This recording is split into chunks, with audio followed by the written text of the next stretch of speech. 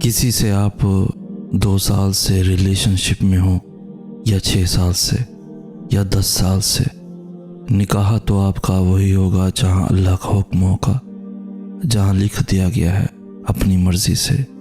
غلط راستوں سے اپنے ہم سفر ڈھونڈنے کے چکر میں آپ صرف اپنا کردار اور قیامت والے دن کا اعمال نامہ داغدار کر رہے ہیں۔ آپ کا رونا، آپ کا اداس ہونا، آپ کی محبت، جذبے اتنے غیر اہم نہیں کہ ایک انسان کے پیچھے ضائع کریں۔ مانا کہ یہ تکلیف برداشت کرنا مشکل ہوتی ہے، مگر وقت گزرتے ساتھ کم ہوتے ہوتے ختم ہو ہی جاتی ہے۔ شرط یہ کہ سوچوں پر قابو ہو۔ آپ کی شخصیت کوئی گری پڑی شے نہیں کہ کوئی آپ کو چھوڑے، بھول جائے پھر بھی اس کے پیچھے پیچھے لپکیں۔ آپ اپنے جذبوں کو پہلے اہمیت دیں گے، تبھی کوئی دوسرا دے گا، لیکن ایسے کمزور بنیں گے تو روتے رہیں گے، پیچھے رہ جائیں گے، بے قدرے ہو جائیں گے۔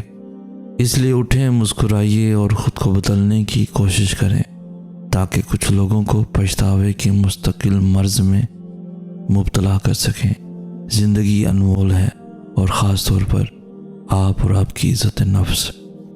سیانے کہتے ہیں ہر دروازے پر منت اور منت نہیں چلتی، کچھ در بڑے مست ہوتے ہیں، مرضی سے کھلتے ہیں۔ بس اس در پہ اپنے نام کی عرضی لگا کے آ جاؤ، در والے کی نظر پڑی تو پکار لے گا، من چاہا تو عنایت بھی کر دے گا۔ پرے نہ رہنا، خود کو بھکاری نہ بنانا، بھیک سے پیٹ پلتا ہے، دل نہیں۔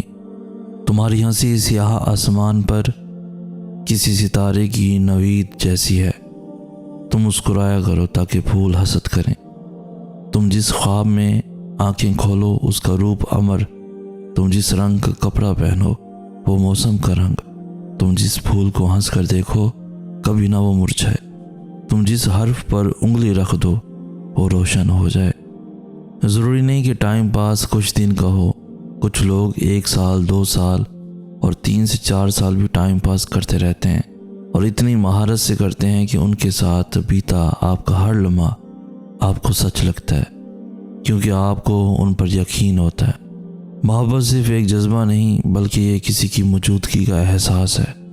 محبت میں پاکیزگی ہونی چاہیے، ایسی پاکیزگی جو آپ کے سر سے دوپٹہ بھی نہ اترنے دے۔ حضرت امام علی علیہ السلام فرماتے ہیں کبھی بھی لوگوں کی باتوں سے پریشان نہ ہونا، کیونکہ آپ نے اپنا حساب رب کو دینا ہے، ان لوگوں کو نہیں دینا۔ اگر آپ کی نیت اور ضمیر صاف ہے تو اس بات سے کوئی فرق نہیں پڑتا کہ لوگ آپ کو اچھا کہیں یا برا، کیونکہ آپ اپنی نیت پر جانچے جائیں گے، دوسروں کی سوچ پر نہیں۔ لوگ دنیا کو حقیقت سمجھ بیٹھے ہیں، حالانکہ بنانے والا خود کہتا ہے کہ یہ دنیا سوائے دھوکے کے کچھ بھی نہیں۔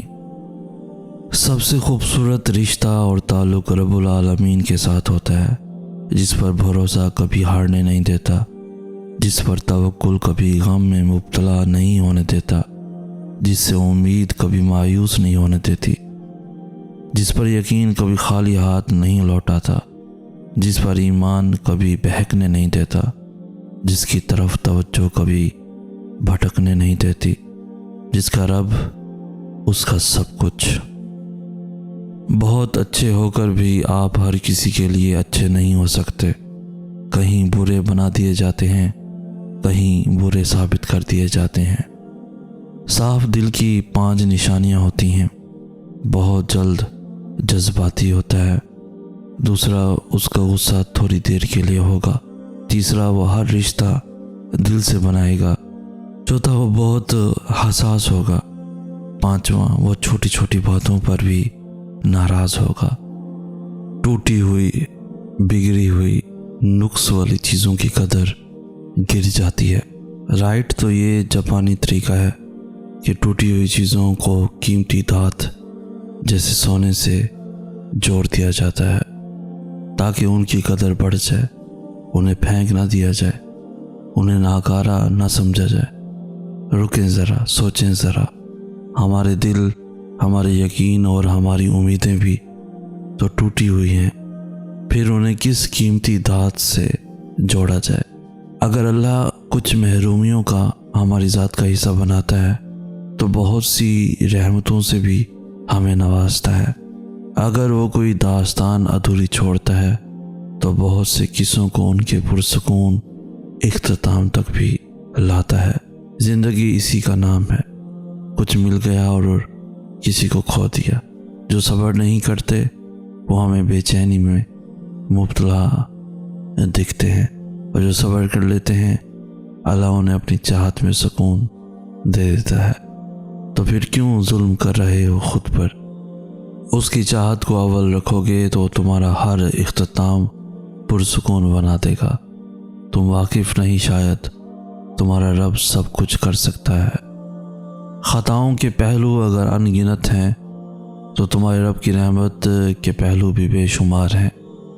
وہ آدھے ادھورے لفظوں سے سمجھ جاتا ہے داستان، اس کو فرق نہیں پڑتا کہ آنسو لاتے ہو یا لفظوں کا اہتمام کرتے ہو۔ کیا تم یقین کرتی ہو اللہ پر؟ اس نے کہا، اس سے بڑھ کر ہے ہی کیا، اس سے آگے ہے ہی کیا۔ وہ یقین دینے والا ہے، وہ یقین دے کر اس کی حفاظت بھی کرے گا۔ جس کو اللہ پر یقین مل جائے اس سے بڑھ کر پرسکون اور کوئی چیز نہیں۔ دنیا کے دکھ تو کبھی نہ کبھی ختم ہو جائیں گے، لیکن اللہ کی نافرمانیوں کے صلے میں جو دکھ آخرت میں ملیں گے وہ کبھی بھی ختم نہیں ہوں گے۔ سوچ سمجھ کر اللہ کی نافرمانیوں والے کاموں کی طرف جائیں۔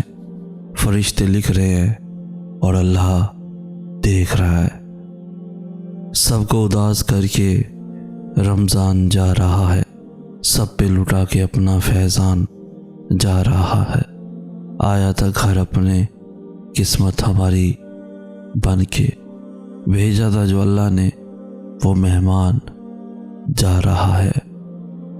خوش قسمت ہوتے ہیں وہ لوگ جو شروع سے اللہ کے بہت قریب ہوتے ہیں، لیکن پتہ ہے خوش قسمت ترین ہوتے ہیں وہ لوگ جنہیں اللہ تعالیٰ گمراہی کے راستے سے کھینچ کر نیکی کے راستے کی طرف لاتا ہے، جنہیں اللہ فرماتا ہے تم کہاں بہکائے جا رہے ہو، تم تو میرے لیے ہو، میں نے تمہیں اپنے لیے بنایا ہے۔